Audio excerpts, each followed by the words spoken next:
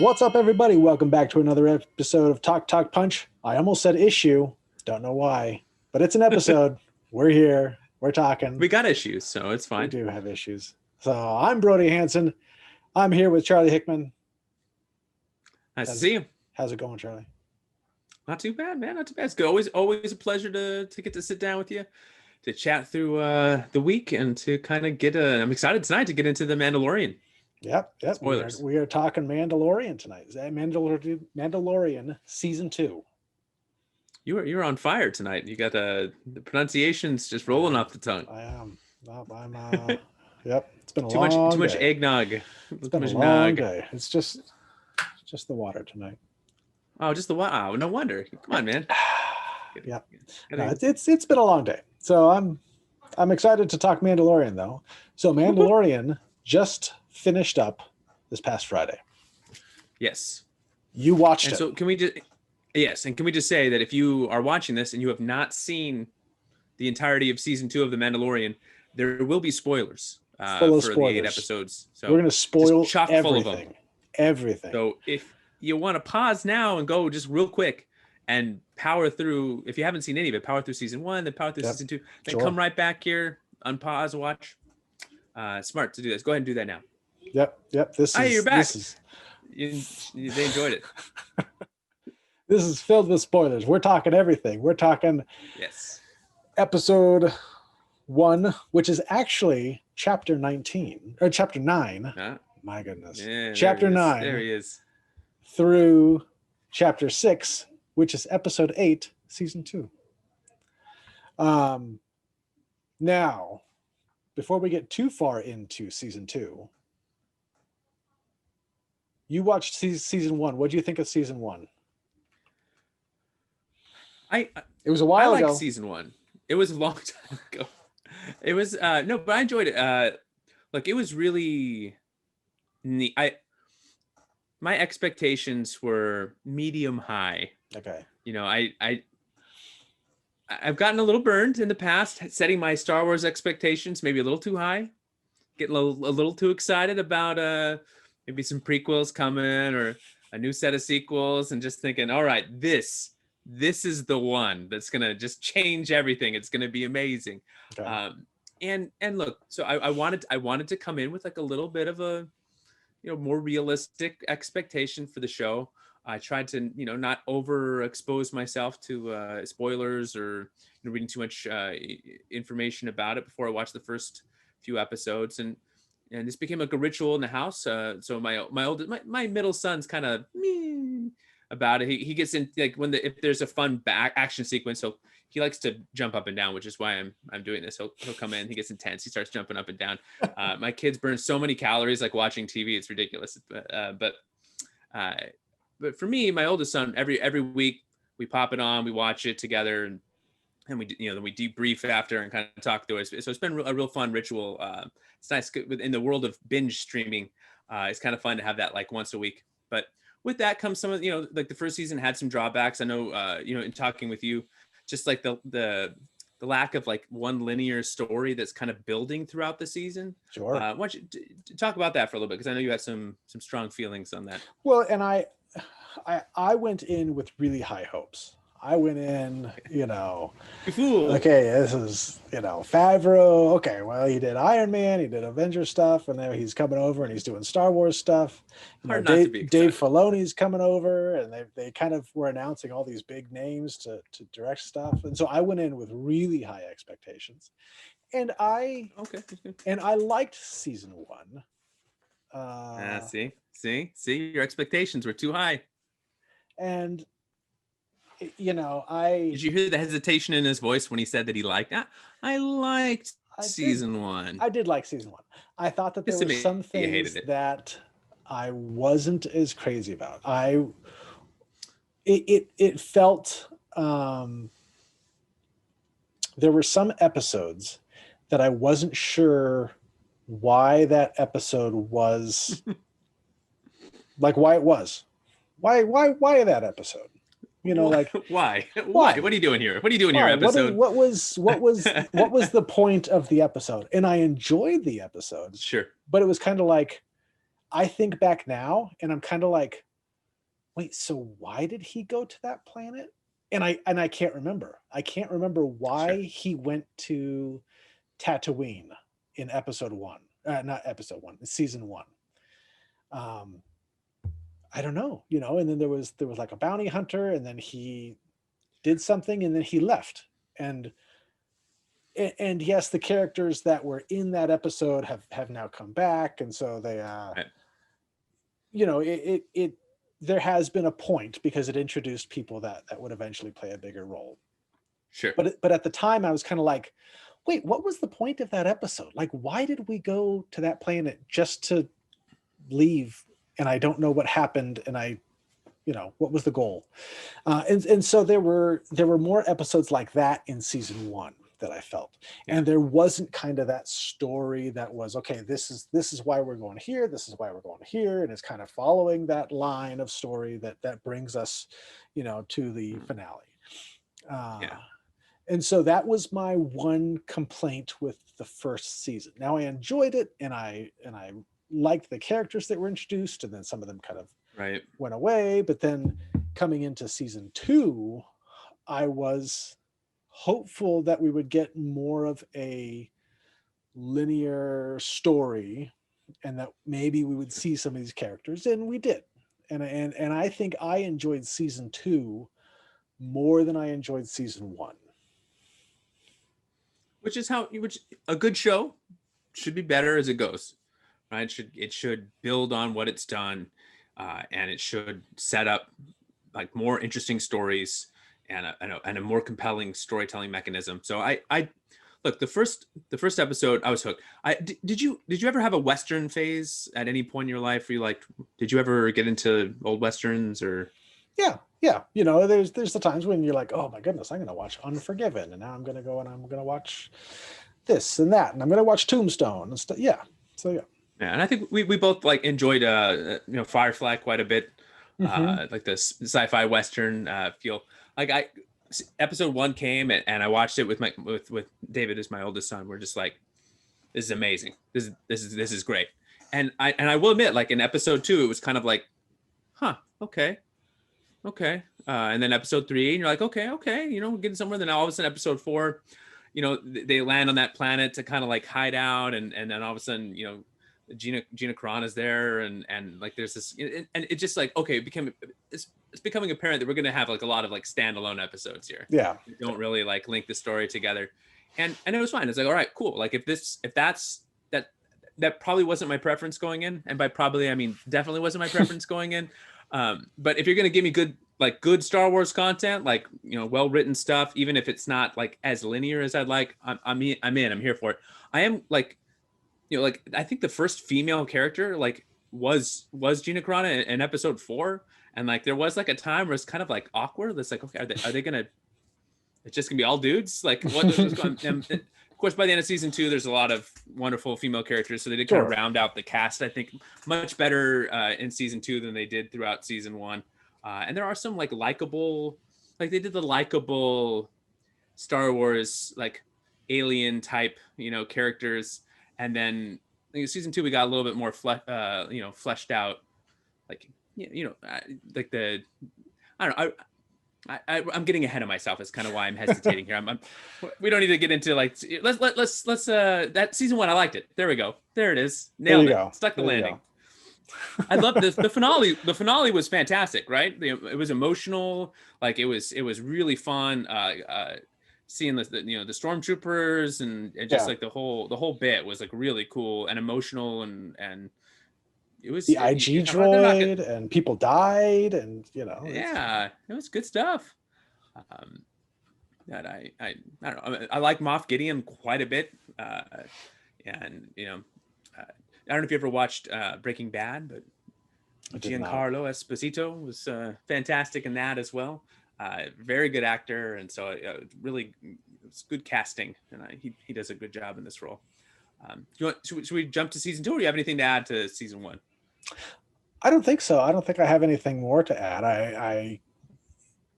I was watching season 1 made me very excited for season 2 and seeing what they were going to do. And I was hopeful that we'd get more of a story. I was excited and interested in the things that they had set up. And so going into season 2, I was super excited. What's going to happen with this Baby Yoda? Are we going to find out more about Baby Yoda? Are we going to get Jedi? Are we still allowed to call Grogu Baby Yoda? Are we still? Well, as I'm talking about, as I was prepping and getting excited for season 2, were we going to get more Baby Yoda? And we did. And we got some backstory. We got a name. So now he's Grogu. We did get Jedis. What do you think of the name? It's fine. What do you think of the name? It's fine? Okay. Yeah. I don't know. I know there were some people that were complaining that it didn't start with a Y, because we had Yoda and we had Yaddle. And those are the only 2 of that species that we have. Could have been Yorgu. That sounds weird. I don't know. No, don't like it. Don't like it. Oh, Grogu's fine. Grogu's fine. Yeah. It's fine. So I'll always be Baby Yoda in my heart, though. Right there. Yeah. Baby Yoda. I know. I still kind of just say it by instinct sometimes. I know, it's hard to get. It's their fault for not giving him a name for an entire like 2 years. We're calling him Baby Yoda, and then now I'm supposed to call him Grogu. It's tough. I know. Give him a name right away if you don't want me calling him Baby Yoda for a couple of years. Well, they had to have somebody that could talk with him. So they brought in the Jedi. All right. Oh, we jump into that? So it took, let's see, that was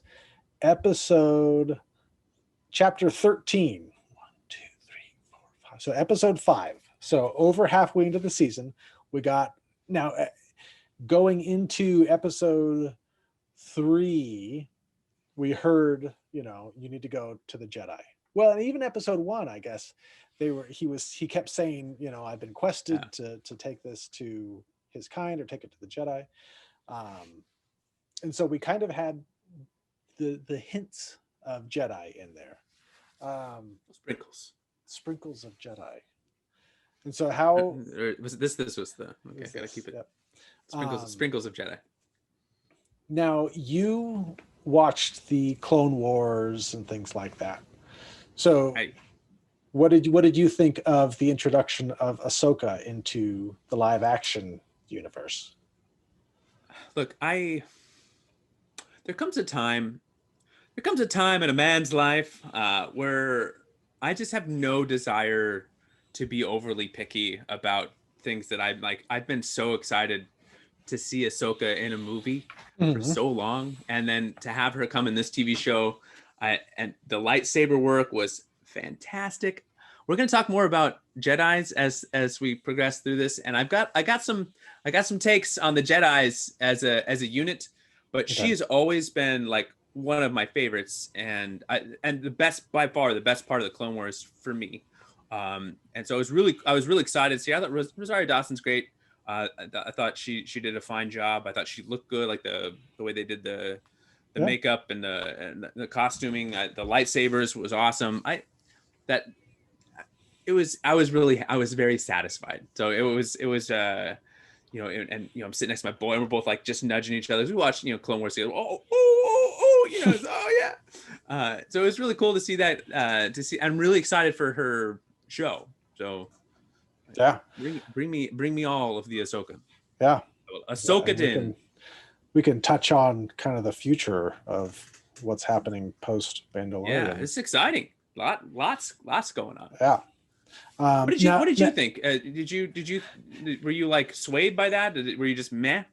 You look you're so calm and cool. I can never tell when you're excited about anything. You're like, whatever. I know. Stroking your long beard as you watch. Yeah, she's a Jedi. Yeah, it's very interesting.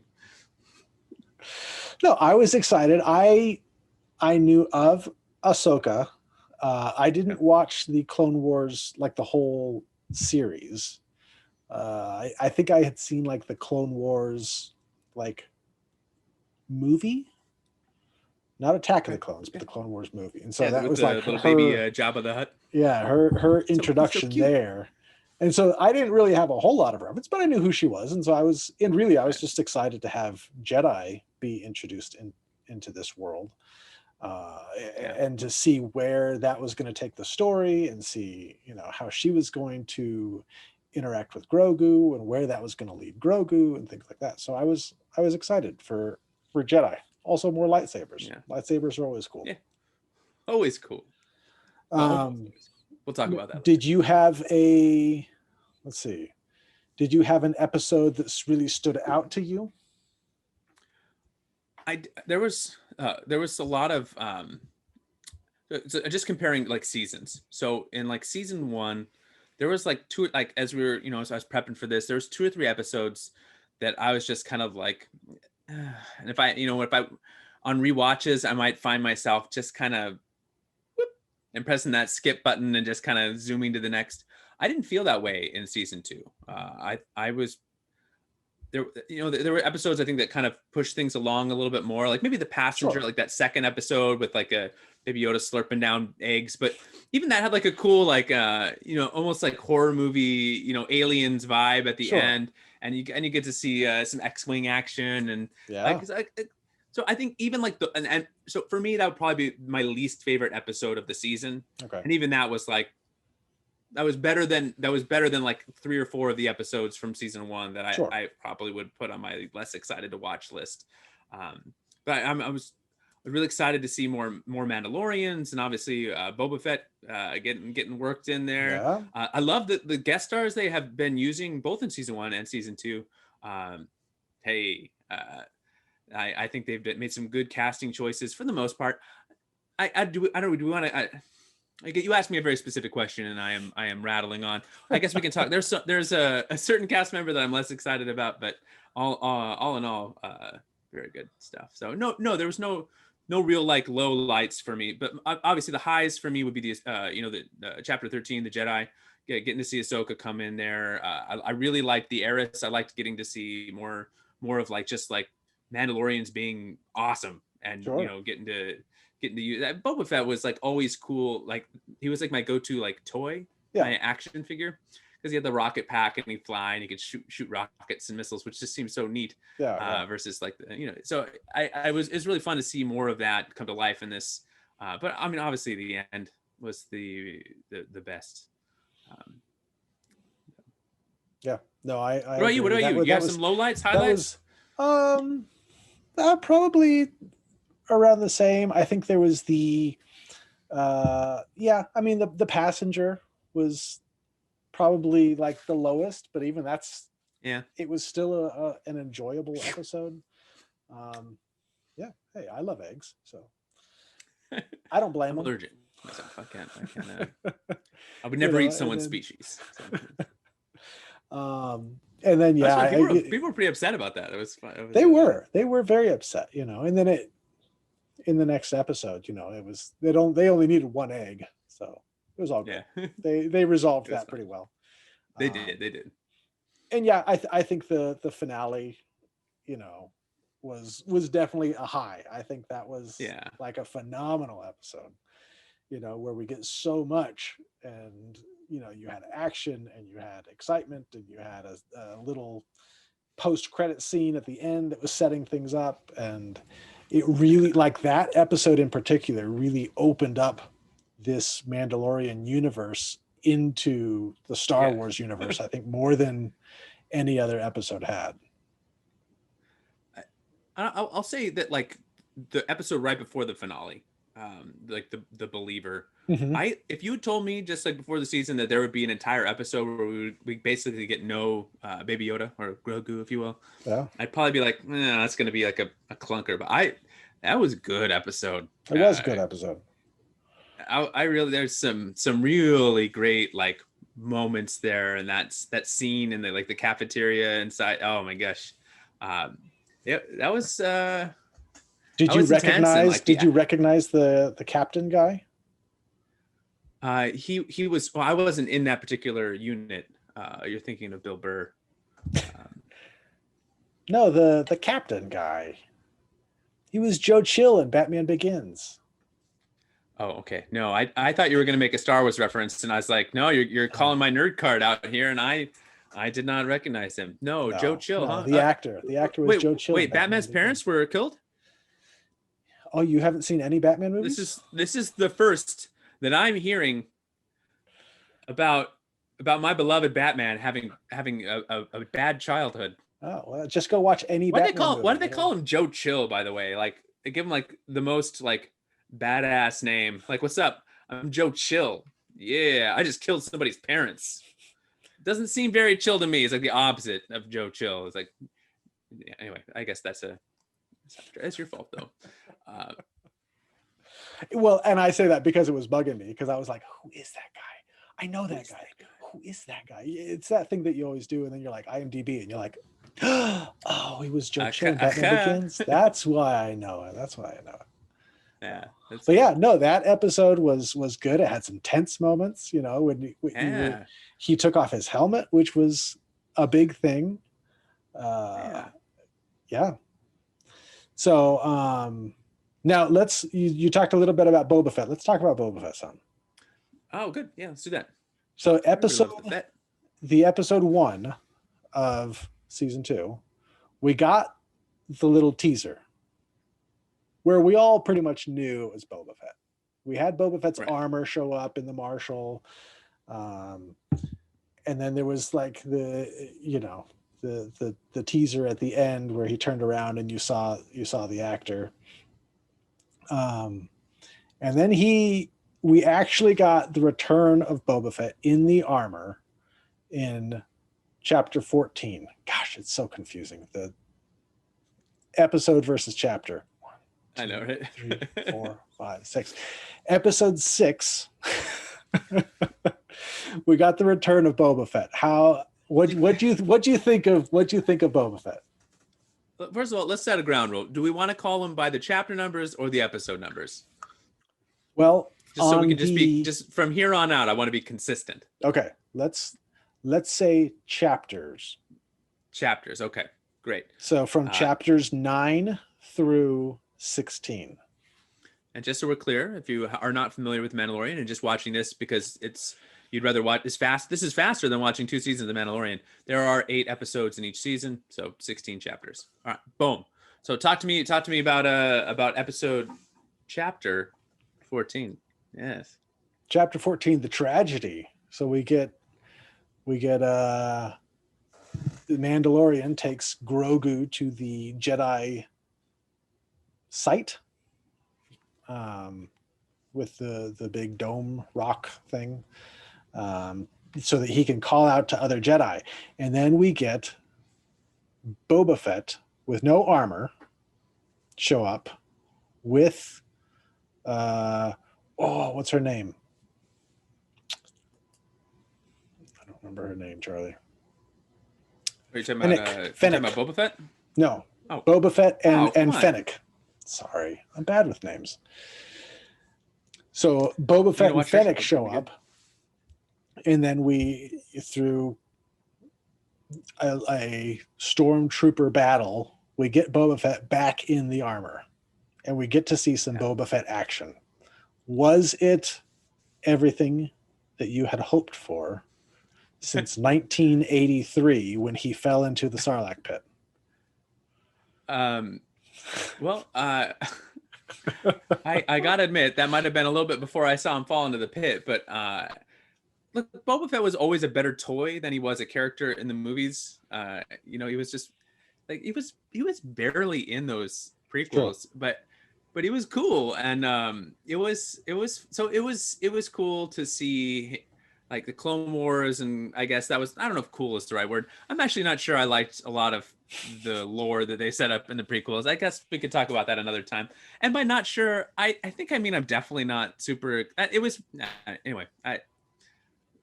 We have to have just an episode where I can just rant about various Star Wars topics. That'll be great. Everyone loves angry internet guy ranting about Star Wars. That's always. But my opinion's the correct one. I had a feeling that Boba Fett was going to show up in the show. It just seemed like it made a lot of sense. And then, you see the teaser and you're like, okay, it's coming. We all know it's coming. And I didn't have like because he wasn't, there wasn't like some canon that's been established outside of like maybe some comics and stuff of like real Boba Fett lore. So it's not like I'm he better do this, and this. or I'm going to be real upset. It was kind of like, all right, I kind of want to fly around with this jetpack, maybe launch a rocket, and really Mandalorian did all that stuff anyway. So it was kind of like, I just hope they don't make him like frustrating, I guess, is for lack of a better way to say that. Just don't like ruin the character. And they didn't. So that was good. Like, stuck the landing there. Yeah. I like the actor. So, he's the guy, right, from the original. So yeah, from the prequels, doing, they brought him back for everything. Yeah, he's been like, it's such a huge part. So it was neat. I'm glad it was him. I'm glad. Yeah, I don't know.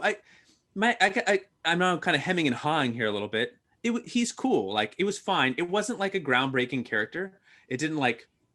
I'm excited to watch the Boba Fett spinoff show, where maybe we can get a little bit more fleshed out, like, backstory and some more cool action sequences and some more engaging storytelling revolving around him. He kind of showed up for a few episodes and kind of launched a few weapons and kind of talked in a low gravelly voice and then was kind of gone.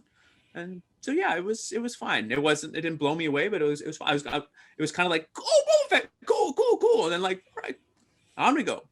Yeah. And that's how, honestly, for this, and I'm kind of processing it through, it's how it should have been, right? Because that's the focus. What, like, great, like a lot of these amazing guest stars that pop on there as the universe is expanding, as you put it, just connecting into the larger Star Wars universe is great. But at the core, like, this is like the heart of the story is like Mando and Grogu. Mm-hmm. Gorgu. I can't remember if it's Grogu or Gorgu. Which one is it? Grogu. Oh my gosh, I'm gonna call him Baby Yoda. I can't do it every time. And then it gets where you know that you've thought it the wrong way so many times that when you think it the right way, you're like, okay, but that's the way that I'm used to thinking of it, so it's got to be the wrong way, and now I need to correct it again. Or maybe that's just me having a weird brain moment. I think that's just you. I've never had that discussion with myself. Grogu. No, I'm just trying to say it enough times that now I want you to question it. Gorgu. No, it's Grogu. All right, fine. Like, you grow your goo. Yeah. Grow the goo. Yeah. Exactly. What did you think of Boba Fett? Now, save me right now because I'm spiraling here. So I was excited. I think Boba Fett was one of those things that even in season 1, you're kind of like, okay, is Boba Fett going to show up? And then you get to the Tatooine episode, and you after Fennec gets shot, and you see somebody walk up, and you only see their feet, and you're like, oh, the next episode, like, they're going to do this. Oh, is that going to be Boba Fett? Could that be Boba Fett? And then there's nothing. And so then you get the teaser at the end of chapter 9. And then you're like, oh, it's going to be Boba Fett. When's he going to show up? And so it's really ramped up the anticipation to see Boba Fett. And I always liked Boba Fett. I always thought he looked really cool. Sure. I also had the action figure, and the action figure was always really cool. I thought he was mostly cool in, aside, like, I don't know, the prequels are the prequels, but having we're not here to talk prequels. Having Jango Fett, was always, it was neat to see the armor in action in ways that you didn't get to see Boba Fett in action. Yeah. There was like the Jango Fett and Obi-Wan fight, and it was like, oh, that's really cool. You see him use the jetpack, you see him use, all this different stuff. And so to have the anticipation built for Boba Fett, and then to have him, show up, and then he looks over at the ship, and he's going to go get the armor, and then he goes and he gets the armor, and he shows up, and then he's just doing stuff, and it was cool. It was exciting. It was I really enjoyed it.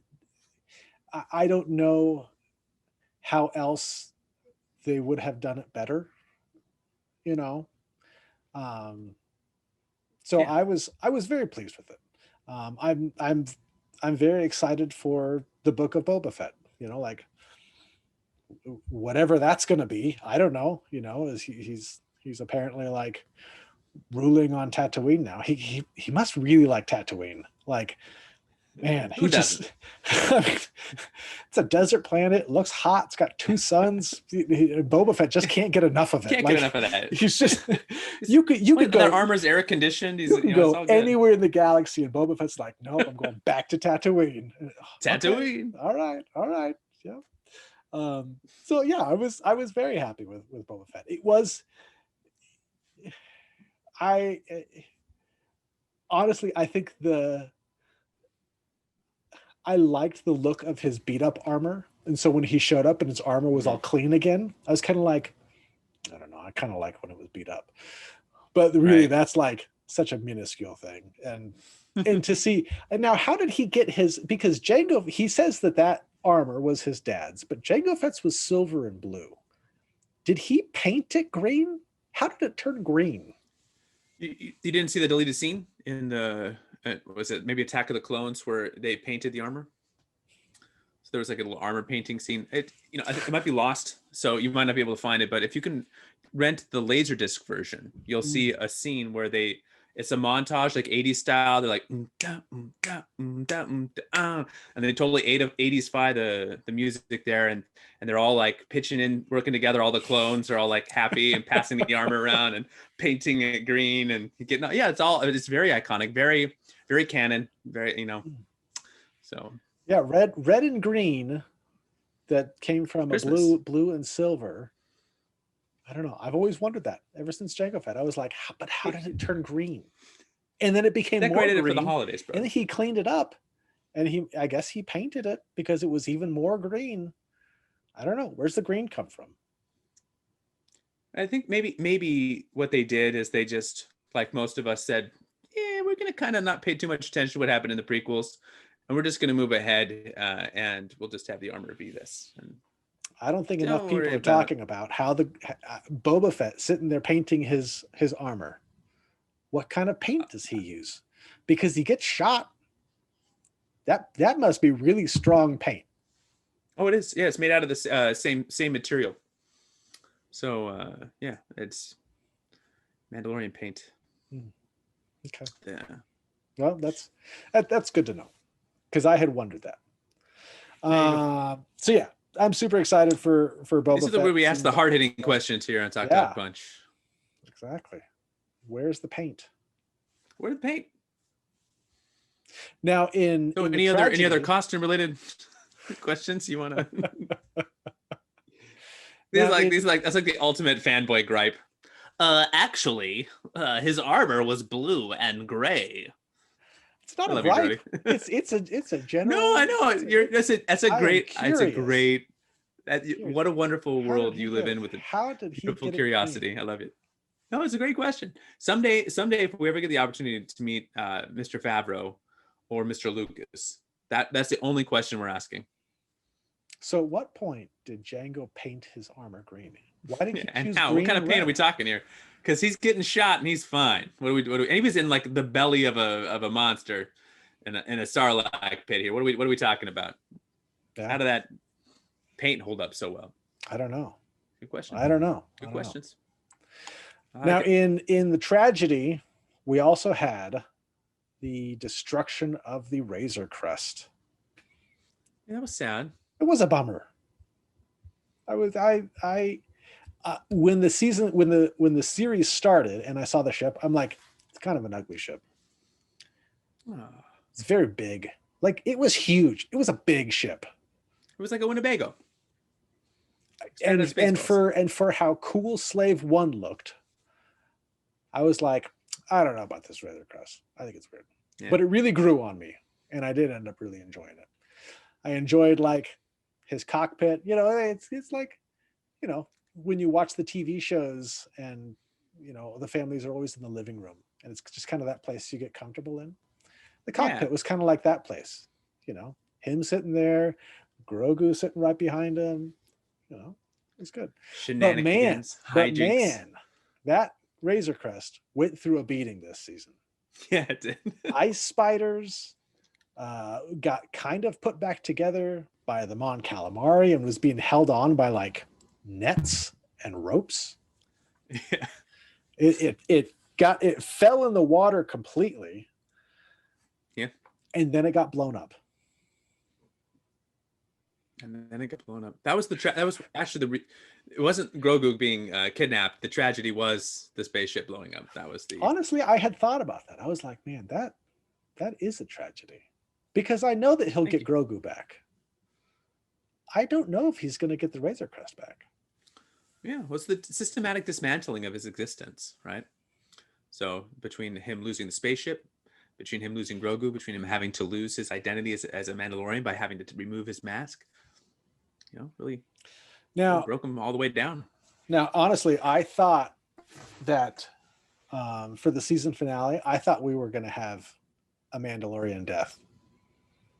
Yeah. And part of that was because, well, he lost his ship. He's now taken off his helmet. Like, oh my goodness, they're setting him up to die. Right. But they didn't. Spoiler. Which I'm glad they didn't. I'm glad. I'm really looking forward to see where the story goes. Now that we have stuff like Mando having the Darksaber. Now, I don't know a whole lot about this Darksaber because I didn't watch the Clone Wars, but apparently it's a big deal. It is. Tis. The next season's gonna be real fun. It's gonna be interesting. So, okay, so here's a new topic. Predictions on season 3. But do we want to talk about the finale first? I guess we could. I guess we could. Because it sets up some of the things that I would be predicting. That's true. What did you? So, I've been dying. Like, look, this is great and all, but I've been dying to talk about the finale with you. So, okay, come on, what'd you think? What'd you think? Well, it was good. That's it. That's your review. I liked it. It was good. I liked it. Come on. Yeah. You didn't like it. So Tell me why you didn't like it. No, I did like it. I will. This guy. Friday afternoon, I was on my phone and I swiped over to my news feed, and some site totally spoiled that Luke Skywalker. What are you looking at your news feed on the day the Mandalorian finale comes out? Come on. It's just habit. I always read my news feed, but somebody posted a screenshot of Luke Skywalker, and I tried to scroll real quick away from it. I didn't see it. But as I went to scroll, I accidentally clicked on it. So then it opened up the article, and I was like, no. So then I was trying to fiddle with my phone to try to get it off of my phone, but I knew that it was coming, and I was bummed. I was like, doggone, people, don't post that. Just that. So when it happened, and they're on the ship, and you had all this, are we talking about Luke Skywalker, or are we talking about the whole episode? Yes, and yes. So keep going. Yeah, no, let's talk about the whole episode, and then we can talk about Luke. Okay. So I enjoyed it. I was really looking forward to Grogu getting rescued, seeing what was going to happen with Moff Gideon, seeing what was going to happen now that the Razor Crest has been destroyed. Are we going to get any resolution there? Is he going to get Slave One? What's going to happen? So I enjoyed the kind of the gang going onto the ship and fighting the Dark Troopers. The fight with the Dark Troopers are cool. Between Mando and the Dark Trooper was cool. And then Mando versus Moff Gideon was cool, and just seeing all of that, it was neat. How about you? Agreed. I enjoyed the episode as a whole, the totality of it. I really enjoyed most of the the fight choreography and action sequences in the season. I think have been really on point and a lot of fun, and just I think it's one of the more engaging parts of the Star Wars universe is getting to see some of these characters use these futuristic weapons in some ways, the laser blasters, and obviously the lightsabers and things like that, and getting to see. One of my big complaints for a long time with the Star Wars universe is the lack of droid involvement in battle. That why are we spending so much time and money on these gigantic spaceships and then putting poor little people in them to fly them, and then just having our droids just hanging out with us, translating text that my phone can, my phone, Google can be a protocol droid. Let's have C-3PO fly the ship into battle. Why we gotta we need to rebuild him. So it was neat to see that they're like, oh, the problem was the humans inside of it. And I was like, yeah, that's what I meant to say. Come on, we don't need humans. What are you doing? This is Star Wars universe. Quit they don't have drone technology in Star Wars. Yeah. When the technology that we have outpaces the Star Wars universe films, again, which is understandable when they're made in 1983, but less forgiving when they're made in 2020 or 2018. Sure. So it takes place a long time ago, Charlie. A long time ago. In a galaxy far, far away. Well, look, as soon as I get my lightsaber and my spaceship, I'll start being a little bit more forgiving. I guess if I'm flying around in my X-Wing with my lightsaber and my laser blaster at my hip, but I can't quite figure out how to fly a drone, then I will owe everyone a giant apology. My bad. I didn't know how to automate this with an automatic pilot. Anyways, I did like seeing some of the choreography. Look, some was a little cheesy. They're running at stormtroopers and hitting them with guns and probably they're gonna get shot. Although stormtroopers notoriously bad shots. Except in The Believer. That's true. Man, they were great shots. That's true. It's true. Look, I guess they did that in The Force Awakens. They made fun of that too. But look, I enjoyed it. I like that kind of. Is it a little cheesy? Is it a little fan service in some ways, in some of these things? Yeah, and I'm here for it. I'm a fan. I want to be entertained. It should feel a little bit larger than life and a little less realistic, and I like that. I like seeing the battles that way.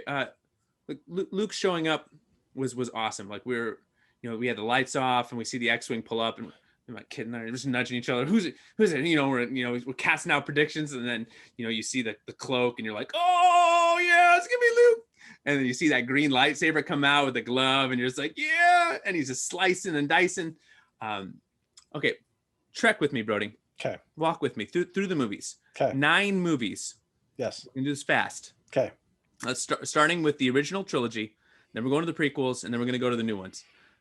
Let's review Jedi versus Sith lightsaber battles. Movie number 1. Go. Obi-Wan versus Vader. Okay, how did that turn out? Obi-Wan died. All right, so we have old Obi-Wan going if you strike me down, I'll become more powerful. Then he gets killed. He's a pile of clothes. Sure. Does he ever become more powerful? Who am I to say? Maybe we'll find out one day. He comes back as a blue ghost. That way in the movies. Yeah, I guess that's pretty powerful. All right, what about Empire? Okay, Empire, we get Luke and Vader. What happens in that? Luke gets his hand chopped off. All right, ends with him in tears. Yeah. No, you're not my father. I'm going to jump down the shaft. All right, what about the next movie? Luke versus Vader. All right, and how does that end? Vader dies. Well, Vader gets his hand chopped off. Right, Luke's winning, and then it turns out that you're not actually allowed to win a lightsaber battle if you're a little bit angry as a Jedi, because then you're turning to the dark side. So Luke's like, you know what? I surrender. Not just myself, but the entirety of the galaxy to you, Emperor Palpatine, because I'm a little bit perturbed. And then Vader steps in, the Sith, to save the day and save the entire galaxy, because Luke's like, I'm feeling a little angry. You're right. There's a little dark sidey of me to want to end your the life of these murderous Sith who have literally blown up an entire planet of Alderonians. Okay. All right. So then we go to the prequels. I'm very interested to see where this is going. How's the first lightsaber battle going in our Phantom Menace here? So then we get Obi-Wan and Qui-Gon versus Darth Maul. All right. So and how did that one turn out? Darth Maul got chopped in half. Qui-Gon died, and Obi-Wan won. All right. So 2-on-1, 2 Jedi, 1 Sith. he kills Qui-Gon, the more experienced of the two Jedis, just kind of gut stabs him. And then for whatever inexplicable reason, and by the way, my favorite lightsaber battle, I think, in the entire Star Wars universe. So don't get me wrong here. It was really good. My kids and I still act that one out like total nerds. It's great. But I mean, he's hanging and then he does like a flip over him and Darth Maul's like, and then watches him land and then gate. And by the way, it turns out didn't even kill him. Nope. I know this because I've seen Solo in the Star Wars universe, as well as the Clone Wars. So they can't even win when they chop a guy in half. No, what about Attack of the Clones? Well, then we get Anakin and Obi-Wan versus Count Dooku. Yeah, how'd that go? Anakin got his hand chopped off, and Obi-Wan. What's it with the hands? And Obi-Wan got crushed by a pillar. Right, so 2-on-1 again, and this time they get like eviscerated. All right, and then Yoda comes in, and maybe he'll win. And then Yoda versus Count Dooku as well. Yeah, and then Dooku's like, go save them instead of like stopping me, and Yoda does this little, and lets him go. So what about the next movie? Because there's a bunch in the Revenge of the Sith. We get a bunch. I mean, the big one is Obi-Wan versus Anakin. Sure. But before that, the first one, we get Obi-Wan and we get Anakin again going after Count Dooku. There we go. How did that go? Dooku got his head chopped off. Right, but before that, they run in the room and like almost immediately, poor Obi-Wan's being flung across the room and like crushed. I guess not really crushed. maybe by the world's lightest like metal lands on him, but doesn't hurt him too bad. But we've all got weaknesses. We've all got weaknesses. And then Anakin's just like hack. And then finally, finally wins one, chops off. Everyone's getting things chopped off, right? Sure.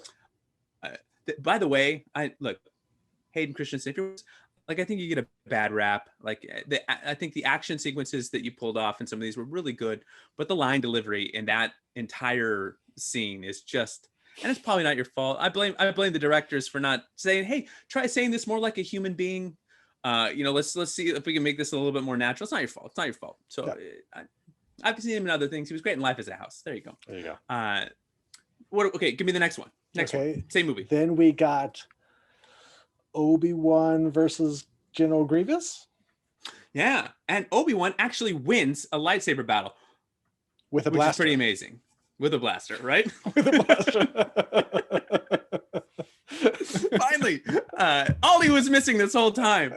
All right, and then keep it going. Okay, so we got then we get Anakin versus the younglings. Oh gosh, yeah. Well, before that, don't we get Samuel L. Jackson? Samuel L. Jackson versus Anakin ish. Was that a lightsaber battle? Mace Windu. No, Dooku and Mace Windu were dueling it out, right? After the world's worst Jedi guards. Not Dooku. Not Dooku. I'm sorry. Palpatine. Sidious. Okay, we'll call him Sidious, but he turns into Palpatine. Yes. He was always Palpatine. Was his name? All right. But so Sidious, it was like red shirts in the Star Trek universe, like the Jedi guards who are like, oh well, we're here to. Oh no, we're dead already. Like just immediately, like just the worst Jedis of all time. Which, by the way, is a theme of Revenge of the Sith. Is just how bad all of the Jedis are at Jediing.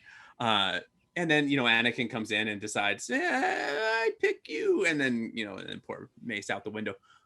Maybe he'll come back someday because falls don't kill anyone in the Star Wars universe. Darth Maul, it's true. Cut in half fall, still alive. Palpatine down the shaft, electricity, still alive. Mace Windu out a window, Windu out the window. There's something there.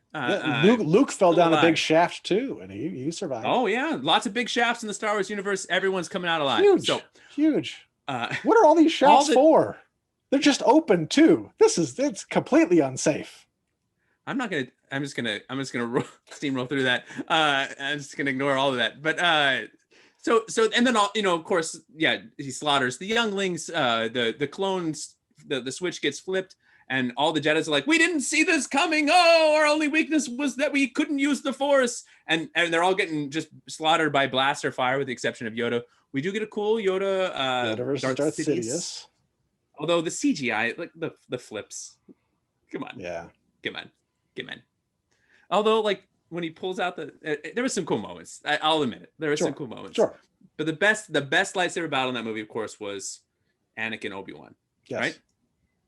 Yes. And what happens at the end of that? Anakin gets everything chopped off and then burned alive.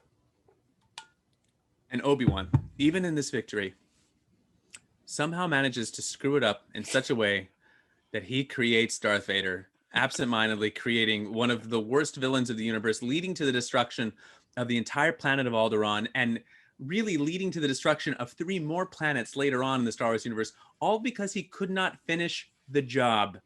Obi-Wan, completely incompetent. I love him. I cannot wait for his show, where I hope we get to see him being badass. Let me just fast forward here.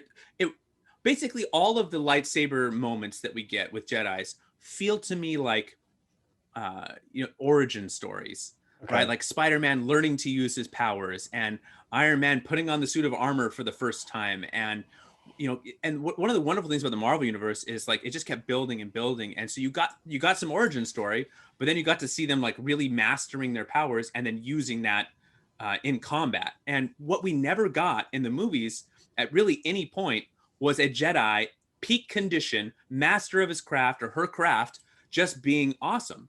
Like Rey, I love Rey, and Rey and Finn are great.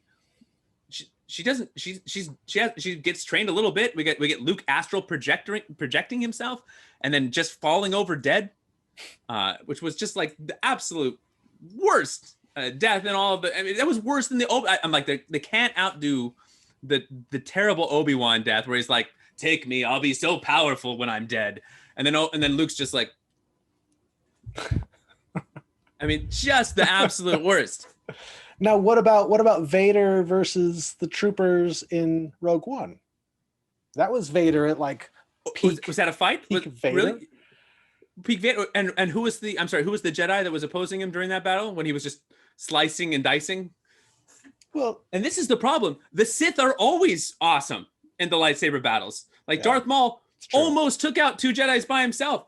I mean, Anakin slaughtered little children. I mean, come on. But like the closest we get to that is the Clone Wars, which is one of the reasons that I liked the show. Okay. Was that you get to see Obi-Wan and Anakin. Now, you and I have talked about this. One of the reasons I hate that show is because it's really hard to invest into watching Anakin. I said it's like kind of like watching a buddy cop film where one of them is like Hitler. And it's like, you just know he's going to become Hitler. So why am I watching a show about young Hitler? And he was actually a nice guy for a while. Like, I don't want to see that. No, I can't root for Anakin. Yeah. He's like one of the worst evils in the entire universe. So my point here, I digress, is that seeing Luke walk in there with that lightsaber on, all I want is that you asked me about Boba Fett. All I've wanted since I was a kid was to see Luke Skywalker after Jedi. Okay. That's all I wanted. Like at the peak of his powers, being awesome, doing amazing things, like not falling over, not being a hermit on an island, not like, I don't know how to do anything. I don't want to see him falling on his head while he's trying to do a handstand. I want to see him just lightsaber in hand and just going to work. And so like, that was like really exciting to watch. And now granted, he wasn't like fighting like a Sith. And so, who knows, but it was really cool just to see him carving through those dark soldiers like they're just made out of paper. It was cool. We got some cool force powers. And I want more out of that. Yeah. Sure. I know people were upset with the CGI. How did you feel about like the visage? So the screenshot that I saw on my news feed, I saw it very briefly. And so I didn't, wasn't looking super closely. And so as Luke is going through the ship, taking out these dark soldiers, I'm thinking, okay, I know that it's Luke. Did they recast, or is this going to be CGI? Is this going to be the, golly, what's his name? Are you talking about Han Solo, or what are you talking about? No, who is Winter Soldier? What's his name? Shaw, something Shaw? No, Sebastian. It's not Sebastian Shaw. That's an X-Men bad guy. Were you thinking of Bucky? Yeah. What's his name? Bucky Rhodes. Oh my goodness, Charlie, you're killing me. Are you talking about the Winter Soldier? You thought the Winter Soldier was going to show up at the end of Star Wars. Stop it. This guy. I'm totally blanking on his name right now. It's driving me nuts. Sebastian Stan. Sebastian Shaw. Okay, Sebastian. Well, okay, so I've read things on that people have said, like, have you seen these people putting Sebastian Stan's head on Luke Skywalker? I guess I don't hang out in that area of the internet. Is that like a Reddit thread that you're on? It's just like people do these mock-ups and they put Sebastian Stan's face. He actually really looks like a young Mark Hamill. Yeah. And so I've seen these, and there was all this, like, you know, and then it's gone over to where then it's like, oh, Sebastian Stan would be okay with doing this as long as Mark Hamill was okay with it. And so, so as Luke is mowing through all these guys, I'm like, did they do Sebastian Stan? Like, did they do that? Did they get that? Yeah. Or is this going to be CGI? And so there was a part of me that was a little bit disappointed that they went the CG route.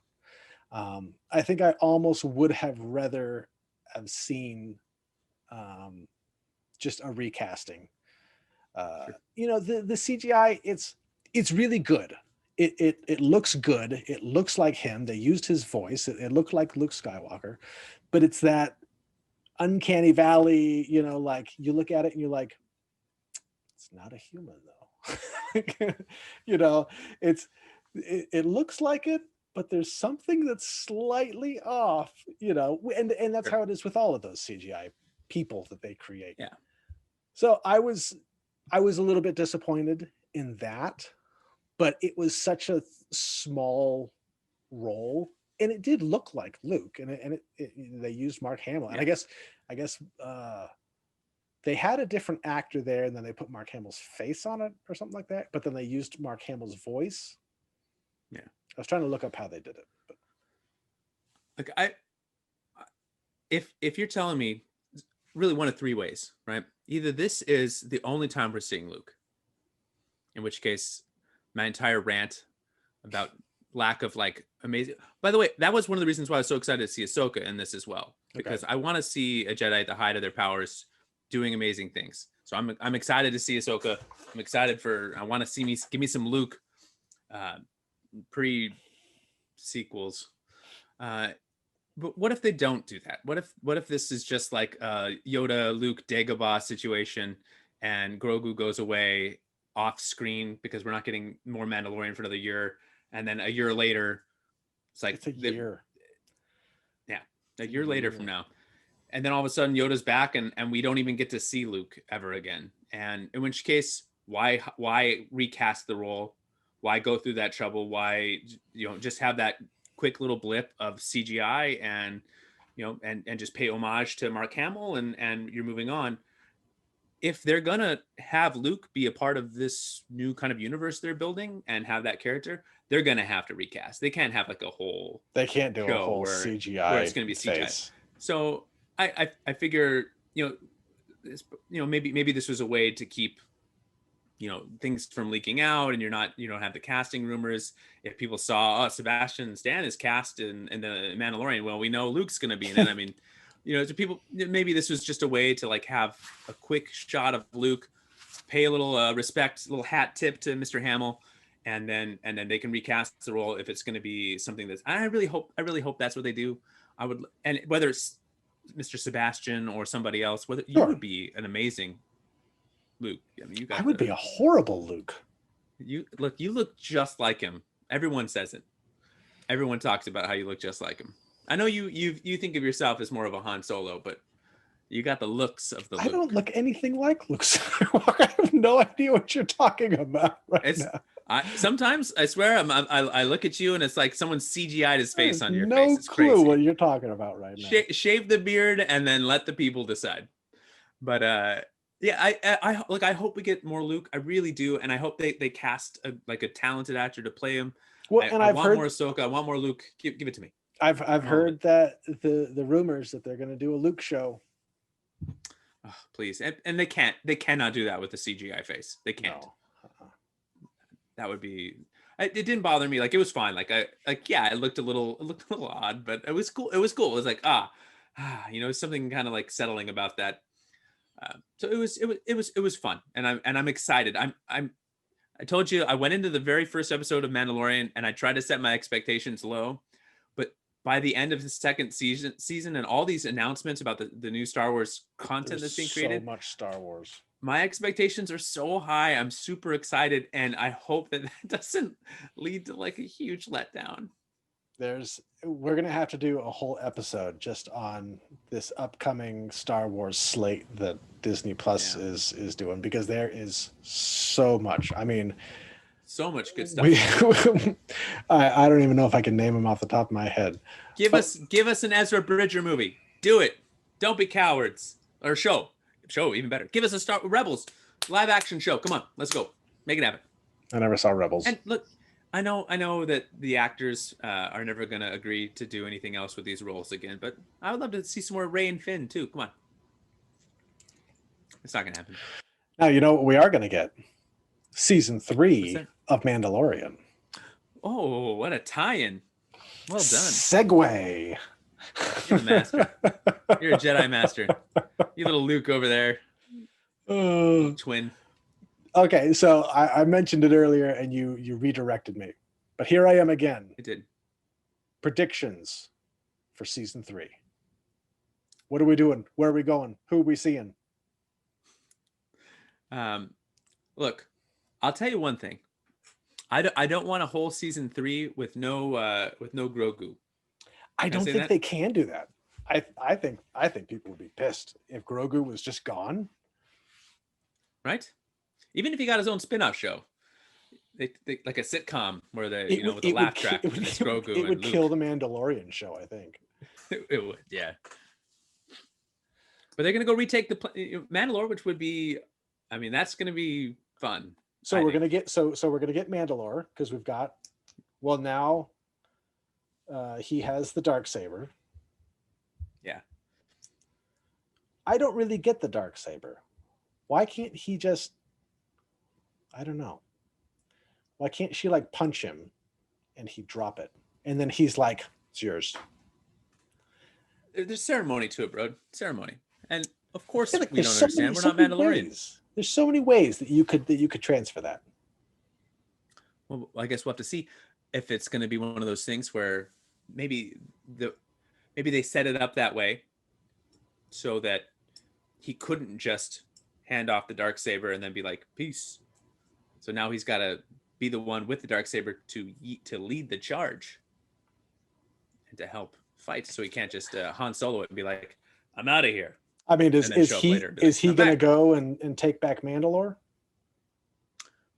By himself? Yes. No, I mean, probably not. But because we're going to get a lot more Mandalore in season 3. Yeah, we will, and I love it. I'm excited for. I like Katie Sackhoff a lot. I think she's great. I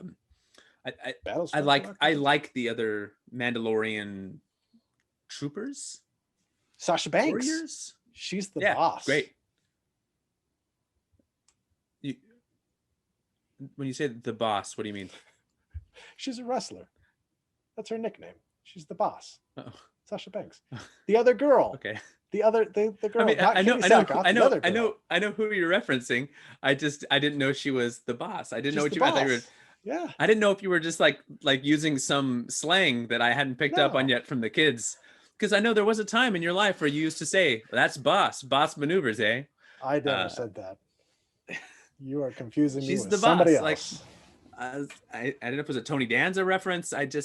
Who's the boss? She's the boss. No, all right, well, good. Full disclosure, I have not watched wrestling in a long time, so I am missing out, behind in the times. I kind of hope we don't get a lot of Gina Carano in the next. Why not? I love Gina Carano. I know you do. She is a better wrestler. She was never a wrestler. MMA fighter. She was never MMA fighter. She was an gladiator on American Gladiators. She was a gladiator on American Gladiators. She was Crush. She's better at the physical stunts than at the line delivery. Okay. it's that I mentioned earlier there was like the only like she's the only one in the entire cast that I'm like it's such a strong cast. I love Ming Na Wen. She's awesome. I mean the whole cast is great. Like and even like the guest star, even like Nick Nolte, season 1. Who knew? Yeah, I know. He has some good line readings. I'm like she's fine. She's fine. She's fine. She's fine. I like having Gina Carano around. I know you do.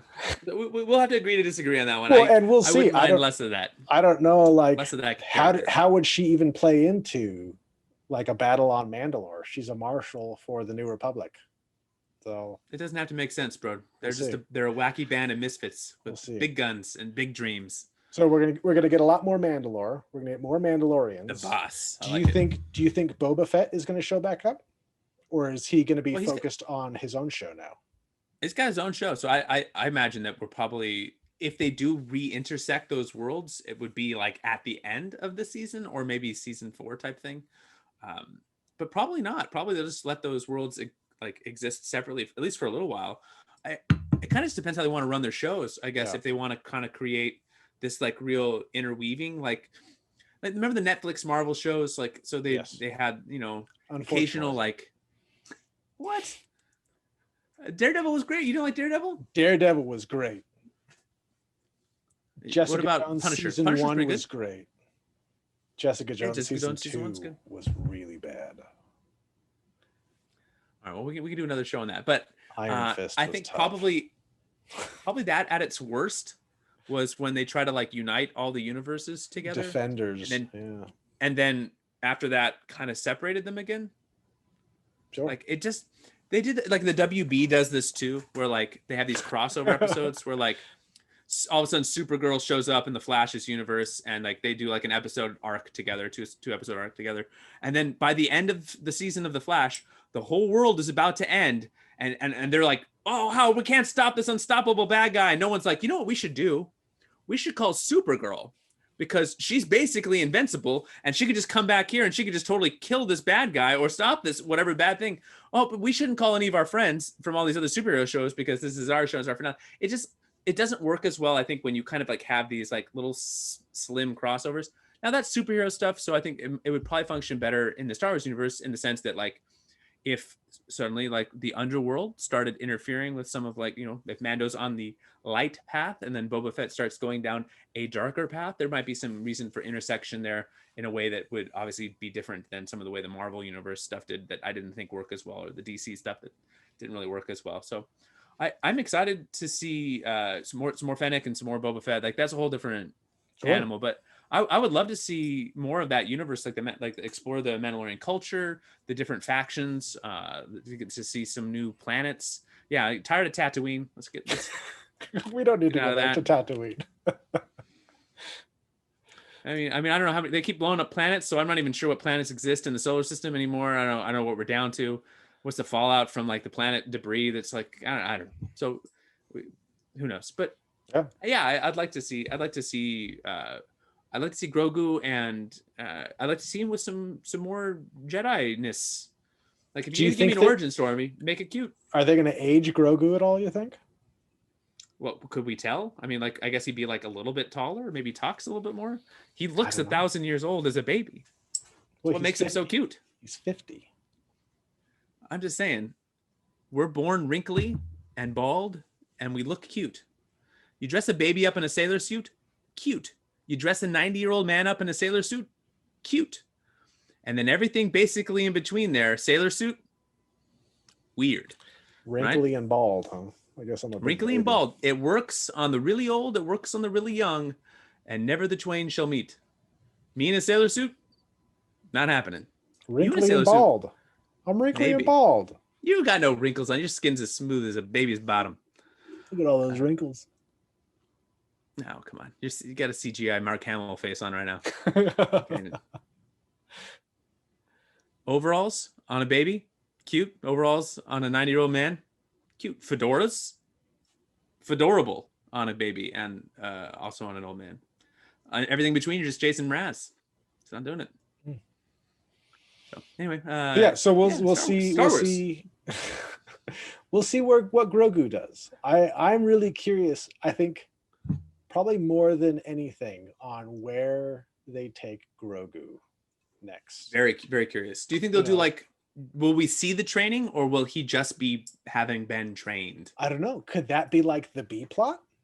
Is Mando doing one thing and then they cut over to Grogu doing training stuff and they kind of go back and forth between the two? I mean, Mandalorian really hasn't had much B plot. It's kind of been like, it hasn't. Yeah. You know, the episodes aren't long enough really to have that. Here's the plot, and that's what they're doing. And I mean, I guess so. There's only 8 half-hour episodes. Yeah. So, but I don't know. And then at some point, the plots kind of cross again. I don't know. It could be like one of those like Empire moments where like Grogu's training and then senses that his friend's in trouble and needs to, go get his hand chopped off so we can save his friends. It's just reversed. It's like Luke and Yoda, but Luke is the one that's like, but you're not done with your training, and Grogu's like, but my friends, I gotta go. Yeah, exactly. Do you think we'll hear Grogu speak like words, like real, like English? I'm not sure. Maybe. I mean, he's got to eventually. We're at season 3 now. He's just been making baby voices, which are very. Is he going to die? Does he just get killed by Ben Solo? Is that going to be the canon? I don't know what they can't. To Grogu.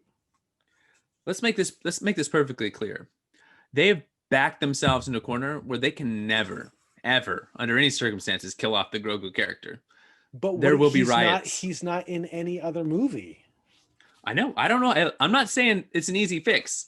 I'm just saying they can't just like, what was that Robert Pattinson like rom-com drama thing where like the whole movie is like about their relationship, and at the end he's like walking into the World Trade Centers on 9/11, and the movie ends, and it's like, oh, I know what you're talking okay. about. I don't know what it's called. All right. Well, I thought you were talking about Twilight for a second. So so you're like you watch and like you watch the movie and you're trying to get invested, and then they just say and then 9/11 and they killed so you can't give me like 5 or 6 seasons of The Mandalorian and this relationship and then be like, and now he's gonna go sleep in a tent next to Ben Solo and what could go wrong, and then like the show ends and you're like, wait, what? He slaughters Grogu? No. Yeah, that would boy, that would anger people. Yes. Yeah, I honestly, I don't know what the end game with Grogu is. They just have to send him out. He just has to go, like, fly away, right? I mean, that's tough because now they have this sequel trilogy where it's really frustrating that they hem themselves in with that stupid trilogy where Jedis are not around anymore, but now we know that there's a Grogu out there. Yeah. Unless they come out with a sequel trilogy where Grogu is the new Jedi Master. I'd watch that. Maybe. I don't know. You wouldn't like more it. than anything. I love that. Look, you and I have always talked for a long time. You and I have talked Star Wars for decades.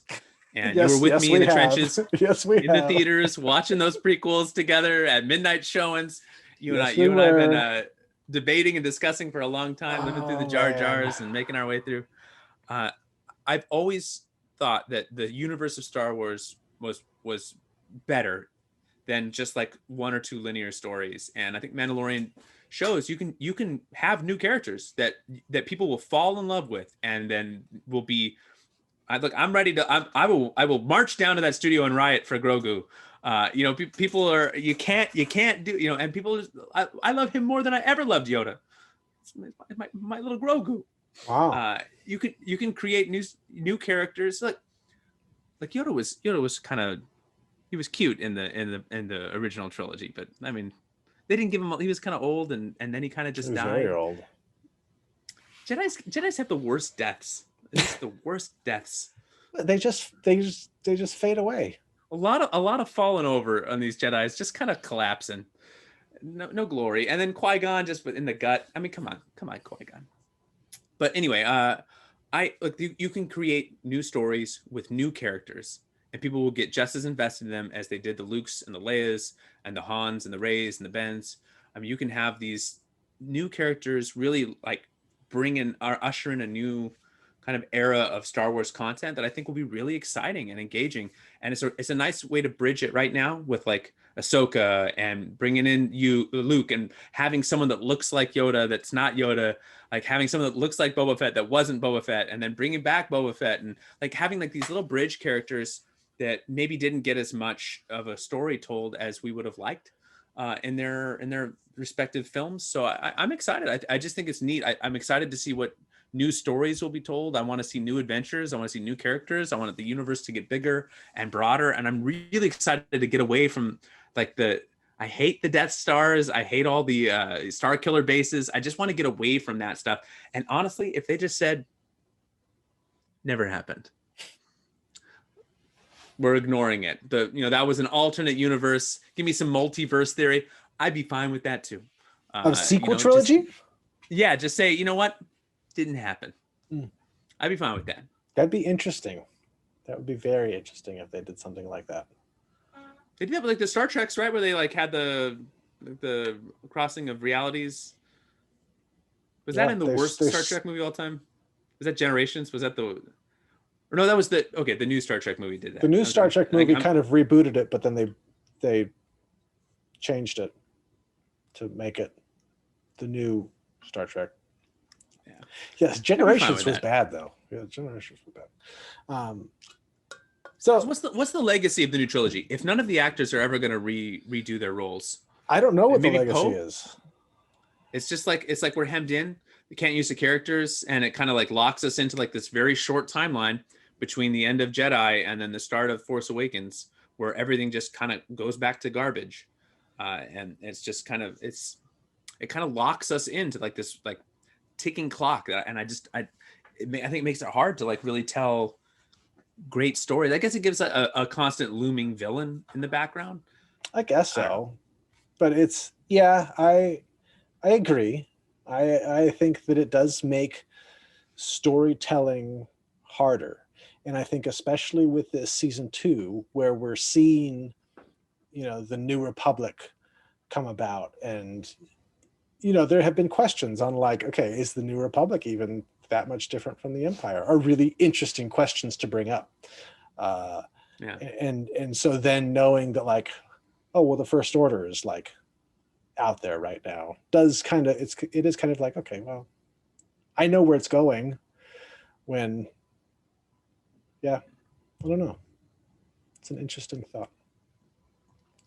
So we'll see where season 3 takes us. Oh, we'll see. Because, how far into the New Republic and or First Order, well, not First Order, because First Order was like 30 years, right? First Order was I think it was like 30 into the future. And 30 years from Jedi. And Mandalorian is like right after Jedi. Yeah, but like we're talking 30 years in the future, they already control the galaxy. They've already built a Star Killer base. They're already blowing up 3 planets. So I mean that can't be like 29 years and then they're like, and here we are. That's going to have to start. And you can tell already they're kind of setting the table for that, because they keep thinking, oh, this is going to be like, oh, it's like an abandoned base and it's like fully functional and full of Empire and everywhere. So yeah, they're kind of setting the table for that, because it's going to be, I guess maybe they want to give us, stormtroopers and scout troopers and, things for Imperial Guard. That was a cool fight scene, by the way, the Imperial Guard fight scene with the, in Jedi with Ben Solo and Rey. That was a cool one, but they weren't fighting each other. Right? They had some, like interesting lightsaber duels between the two of them. They did. Making love with their lightsabers. But yeah, honestly, I think I would rather the Mandalorian not cross over to the movies too much. Yeah. Yes. It's a big universe. It doesn't have to be involved with the Skywalker. Doesn't have to be involved. Saga. Though now Skywalker's involved. So there's Skywalker all over the place. Can't get away. Just can't get away from the Skywalkers. They're just everywhere. You think Vader's going to show up? Probably. No, Vader's dead. To have show. Forget I said that. That was a silly no, because they're going to do like Obi-Wan, like they're going to do prequels and they're going to go back in time. There's I would not be surprised if they did a whole Vader show. Like there's it's not on the horizon, but like sure, why not? Why not mine content like with established characters that you know will make money? It's possible. I wouldn't be super we know excited that we for know it, that but Hayden Christensen's going to be in the Obi-Wan show as Vader. yeah. But I was thinking Mandalorian, but then I was like, no, it takes place after. Oh yeah, no, after Jedi, yeah. so that doesn't make any sense. I see what you're saying. Sorry. So Yeah. So I'm really excited for Mandalorian season 3. I think I am more excited for Mandalorian season 3 than I was for Mandalorian season 2 after season 1. Agreed. I don't want to wait a whole another year. It's terrible. It's a full year, man. It's like Christmas of 2021 that season 3 is coming out. We only had to wait like 10 months before. Now we got to wait a full 12. Full 12 months. And that's if like there aren't delays and who knows, like with the COVID situation still kind of looming, who knows? It's true. But we'll see how many of these other shows they start ramping up and start releasing, because there's a lot. Yeah. We're going to have no shortage of Star Wars shows. And we'll probably do an episode just on Star Wars shows and what we hope to see in the future and what we'd like to see and predictions. And I don't know. We'll just have a conversation about Star Wars. Yeah. The length of these episodes is interesting to me because it does always kind of leave me wanting more. Mm-hmm. Like every episode ends and I'm always like a little bit like already? Like that's it? But I also do appreciate that there's not as much of like the I'm just going to go back to the Marvel shows here because it's like, the other like large universe that because, Disney owns the entire world. So there's only only so many shows we can watch. But, there was like episodes of like, even my favorite, like Daredevil was my favorite of the Marvel Netflix shows. Yeah. There's episodes where you're just like, what are we doing here? Like what? It's like they had to fill that episode order. They had to make enough episodes. They're long. A lot of like unnecessary internal drama between the characters that's just like very fatiguing. Like how many times do we need to see Rosario Dawson's character arguing with each of the superheroes about their ethics and their superheroing, like in the midst of like the world being like threatened and, people dying and we're still getting the same lecture in each different show about how to use the powers. And it's kind of like, all right, I think we get it. I think we understand like the struggle of like, and it's appropriate in the Punisher show, but maybe not like, you don't need to like do it in every show.